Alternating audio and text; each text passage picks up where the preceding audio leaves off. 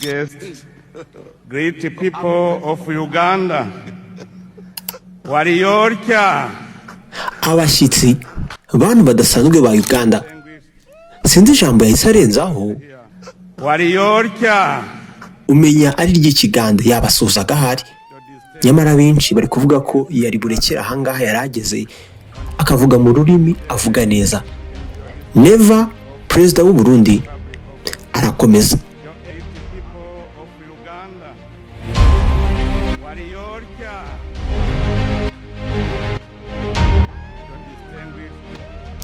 Bashyitsi mwihariye mwahuriye hano kuri uyu munsi w'amateka kuri Repubulika ya Uganda. Nyakubahwa, twakurikiranye n'ukwemera guhagije impinduka Uganda yagezeho zigaragara. Iri jambo ryamugoye. Ubundi bavuga ngo remarkable. Gusa we ati rima. Followed with admiration the remarkable iyumvire nawe ibyakurikiyeho sinzi icyo binamenyesha nanjye. Reka tuvuge amakosa mu mivugire y'ururimi rw'Icyongereza yaranze ijambo rya Neva cyangwa se Perezida w'u Burundi mu irahira ry'umukuru w'igihugu wa Uganda Yoweri Kaguta Museveni watorewe indi manda muri Uganda. Naye makosa yaranze iri jambo. Ikaze.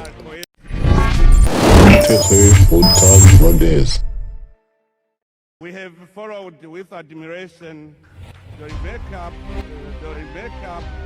remarkable transformation Uganda has achieved. Ati mu myaka y'ubutegetsi bwawe igihugu cyawe cyageze kure bigaragara mu gisate nk'icy'umutekano, imibanire ya rubanda ndetse n'iterambere muri rusange, ubukungu. Ati ibi mwabigezeho binyuze mu iterambere ry'ubukungu ryateguwe neza ryizewe by'igihe kirekire. Ijambo rya kabiri nabwo barivuze nabi, sustainable cyangwa se sustained. We ati through sustained economic. Ati mwabigezeho kandi binyuze mu gushora imari mu bikorwa remezo byizwe neza. Irindi jambo nabwo ubwo barivuze nabi, infrastructure. We ati infrastructure, economic growth, strategic investment in infrastructure. Iyumvire nawe byanyuze kandi mu gushyiraho amategeko agamije kugabanya ubukene no guteza imbere imibereho y'umuturage, livelihoods. We ati improving livelihoods. Uganda has. Nakubwiye ngo iri jambo rya Perezida w'u Burundi nagashya. Ati Uganda ubwayo yishyize mu bihugu bya Afurika bifite icyerekezo mu iterambere muri Afurika wagirira icyizere. Iri jambo barivuga ngo steady cyangwa se steadily. We ati Uganda has steadily positioned it. Nyiricyubahiro muri uyu mwanya iryo naryo abarivuze nabi bavuga ngo occasion. We ati at this occasion I would like. Kuriya nyine iryo ni irya gatanu. Ndashaka kugushimira uruhare rwawe mu kugarura amahoro mu Burundi. Irindi jambo nabwo barivuze nabi bavuga special. We ati I would like to pay special tribute to your invaluable contribution. Noneho aho kuvuga ngo critical ati criticale. At a critical moment a whole, Your Excellency, we have followed with admiration the remarkable transformation Uganda has achieved under your stewardship. During the years of your leadership, your nation has undergone profound progress in the field of security, social cohesion, and economic development. Through sustained economic growth, strategic investment in infrastructure, and policies aimed at reducing poverty and improving livelihoods, Uganda has steadily positioned itself among the continent's most promising emerging economies. Your Excellency, At this occasion, I would like to pay special tribute to your invaluable contribution to the restoration and the consolidation of peace in Burundi. At a critical moment in iryo our ubwo ni ijambo history, rya gatandatu. your leadership, Ati mu bihe bigoye wisdom, byari bigoye and mu personal mateka yacu, commitment, ubutegetsi bwawe n'ubuyobozi bwawe bwuje ubwenge, wisdom, we ati wisdom. your leadership, wisdom, and personal Iryo ni ijambo rya karindwi. Ubushake bwawe bwite kandi byakoze ikintu gikomeye mu gushyigikira ibiganiro, kongera kwiyubaka ndetse n'umutekano mu gihugu cyanjye. Abaturage b'u Burundi bazahora bibuka iteka ukwitanga kwawe kudacogora mu nyungu z'amahoro, atari ku mipaka yacu gusa, ahubwo kugeza mu karere k'ibiyaga bigari. Hari nk'ahantu yavuze ngo favoro kandi bavuga ngo favor. Wumve, always remember with gratitude your tireless efforts in favor of peace. wumve amakosa arimo hano. Hari nayo ntabashije kumva ngo menye ngo ni ayahe magambo yayo bwite abaho mu by'ukuri. Also, in our region, you are rightly Ati throughout, nyamara bavuga ngo throughout cyangwa se throughout. of peace, not only within our borders, but throughout the Great Lake region. Ati mu gice duherereyemo ubunwa neza, aho kuvuga ngo region, ati legioni. Ati ubunwa nk'umuyobozi, umugabo w'umunyabwenge, wubashwe kandi mubo hejuru. Ngo whose? Hano sinzi icyo yavugaga, rwose byangoye sinaramenye n'ibyo yavugaga. As an elder statesman, a wise and respected senior leader whose counsel continues to guide efforts toward peace, unity, Gusa bigombe kuba ari counselor nk'ubujyanama. Ati bukomeje kuyobora ubushake mu gushaka amahoro, ubumwe n'imikoranire mu bihugu byacu. Ati niyo mpamvu ku ruhande rw'abaturage b'u Burundi ndetse n'abariya bose bungukiye mu iterambere rya Uganda, shaka kugaragaza imbamutima zacu, amashimwe kuri leta ya Uganda ndetse no kuri wowe nyakubahwa bwite ku giti cyawe. Nyakubahwa, ndashimira abaturage ba Uganda kubw'icyizere bongeye kugirana none nyakubahwa Perezida Museveni. Ijambo rya karindwi niba atari irya munane ngo placed. confidence they have once again placed in His Excellency Ubundi President. bavuga ngo placed.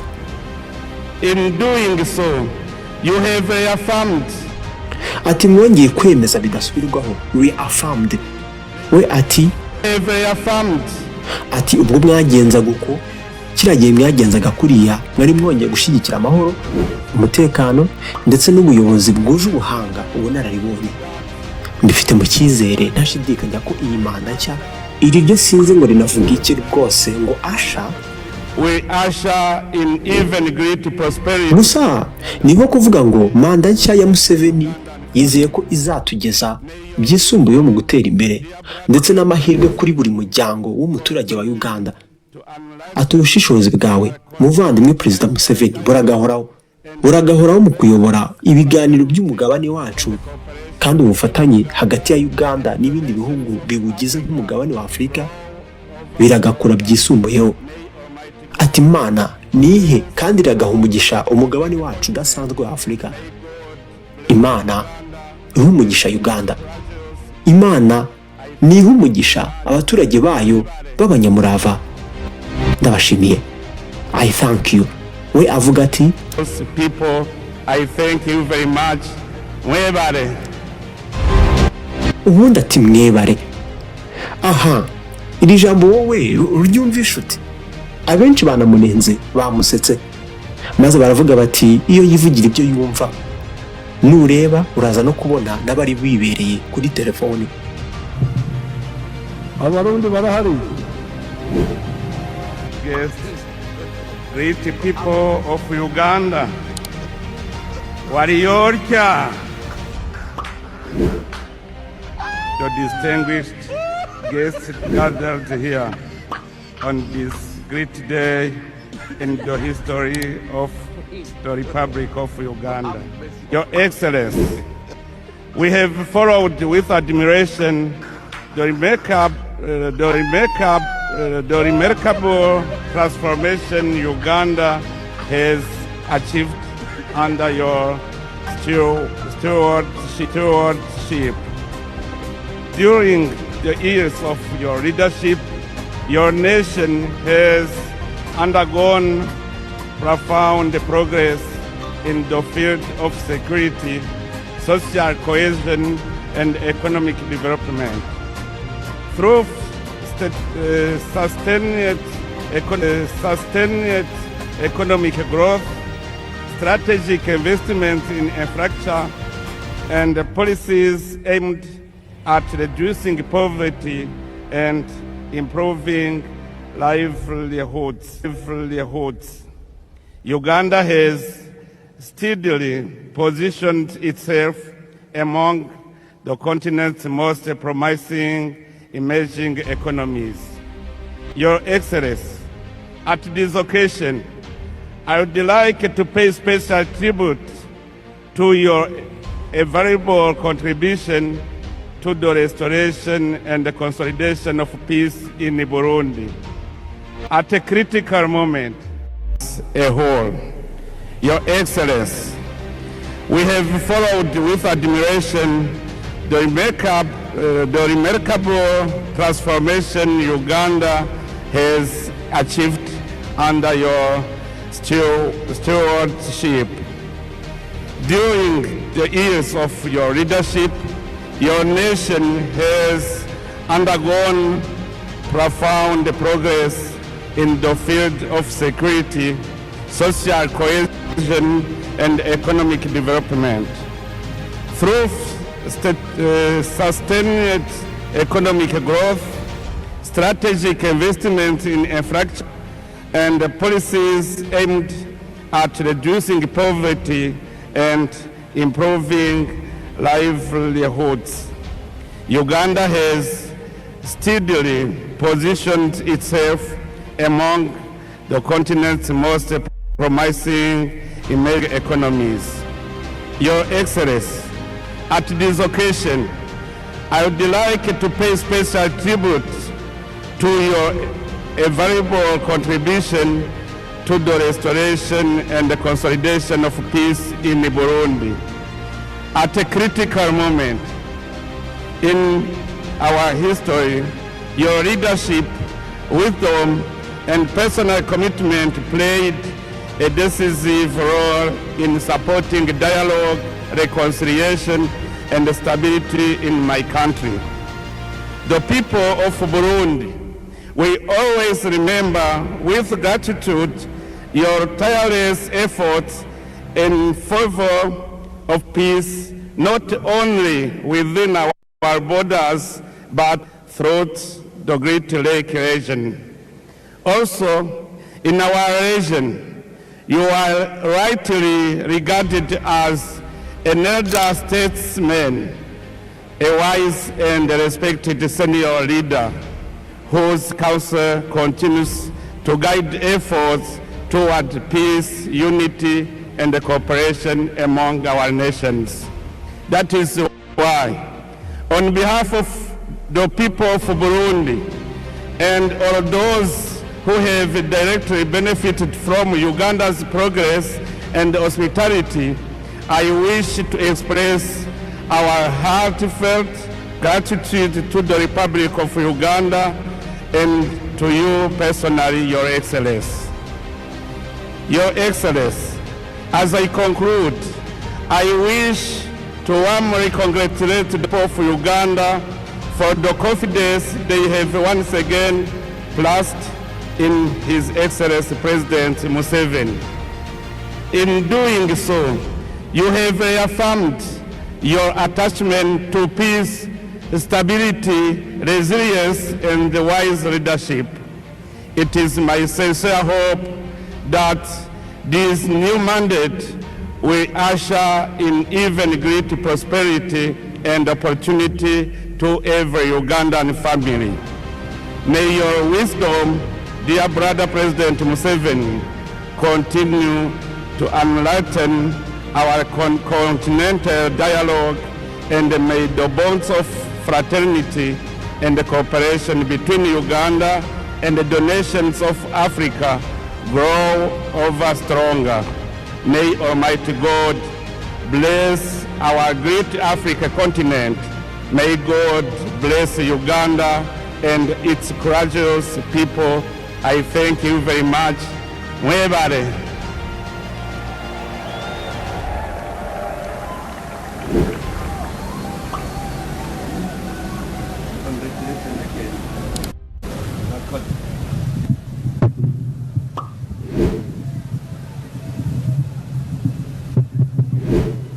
Abarundi barahari. Abarundi baravuga ki? There are many Barundis here. We are now entering Chisanja, no more sleep.